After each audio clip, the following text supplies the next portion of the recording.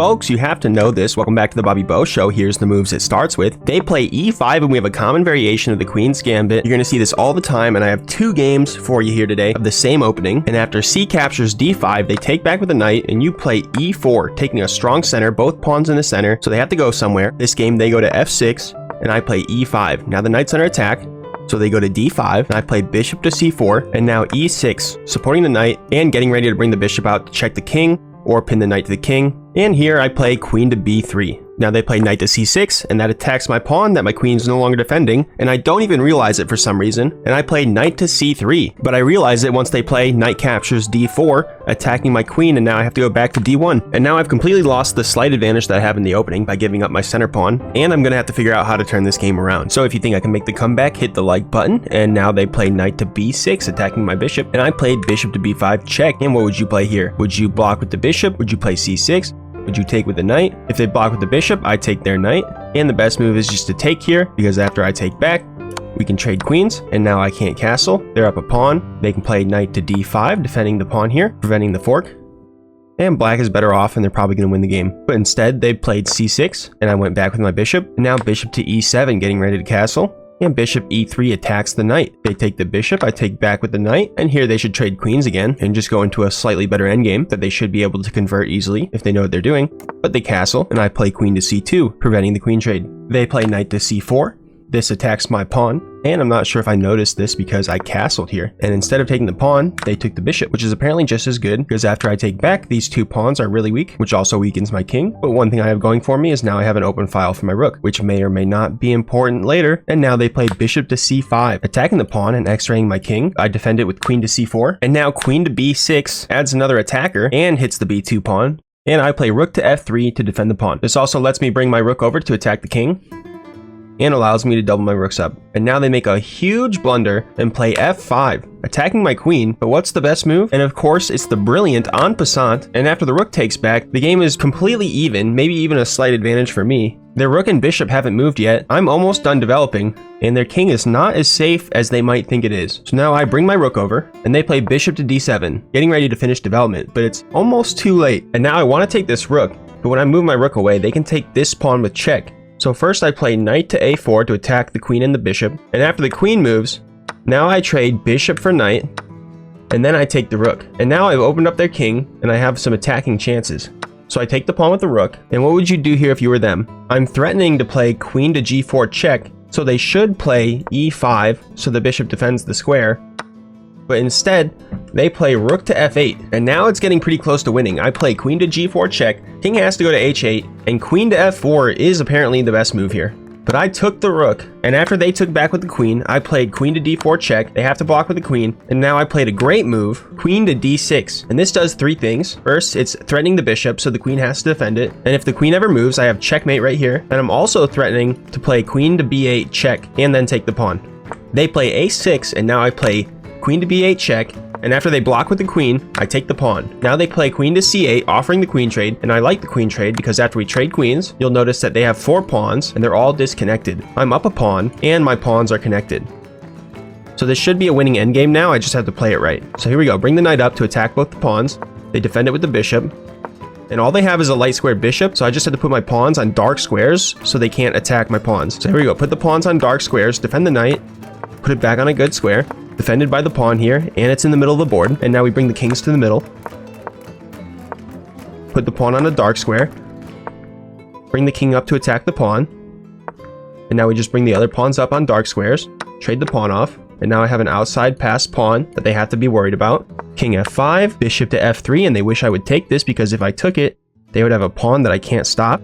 So instead a4, bishop to h5, a5, and now bishop to f7. They can't really make any progress, so they're just making some bishop moves. And now I go king to g5. Now I can defend the pawn if it pushes up, and bishop to e8. And when I push the pawn, they realize they can't stop me from promoting, so they have to take it. And now they're going to try to promote on the other side of the board, but they can't.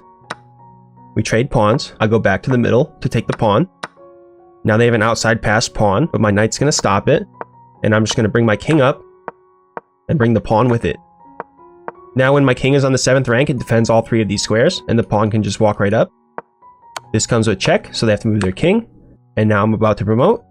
They play a2, but my knight can go to c2 and stop their promotion. And now there's nothing left to do, and they resign. And the second game has the same opening. Here's the moves it starts with, the martial defense. But this time I'm going to show you the right moves. After we trade pawns, play e4 to attack the knight, and we have both pawns in the center like before.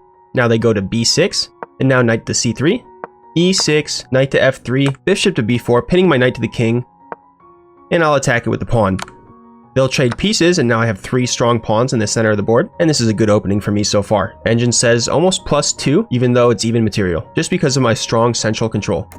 They castle, and I go bishop to d3, lining the bishop up with the king here, and they develop their rook to e8, lining it up with the king, and I guess getting ready to strike the center, but I castle now, and they play knight to d7. And where's this knight gonna go? It's currently blocking the bishop and the queen, and after I play e5, it can't come to f6, and now my bishop has an open diagonal to the king now, so they have to worry about that, but instead they play c5, and there's a huge tactic here, a classic. Do you know this one? It's called the Greek gift, and it's bishop captures h7, and after the king takes, you play knight to g5 check, defended by the bishop so the queen can't take, and the king has to go back to g8, and now you play queen to h5, threatening checkmate.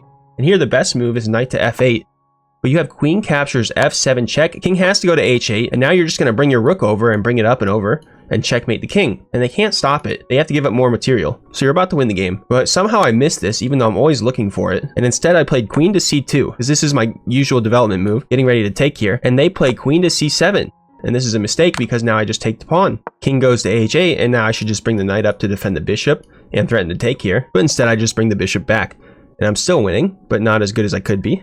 And now we trade pawns, and after we trade queens, Engine says I'm +2, which can still be easily winning, but I could have been more easily winning if I would have taken advantage of the kingside attack.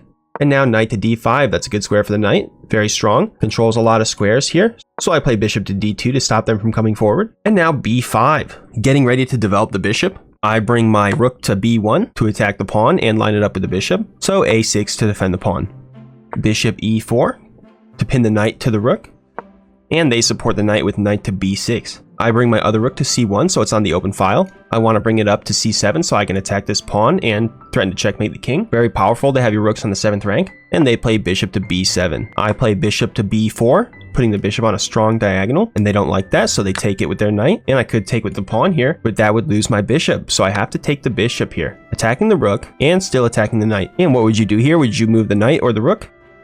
And they decided to move the knight, attacking my rook now, but they should have played rook to a7 because now I can play rook to c3, attacking their knight, and their rook is still under attack, so now they have to play rook to a7, but I have the brilliant bishop captures a6, taking a pawn, and after they take my bishop, I take their knight, and I've won another pawn, now up 2 pawns, and I'm back to crushing the game. Rook to a5 to defend the pawn that I'm attacking, and now I'll double up my rooks.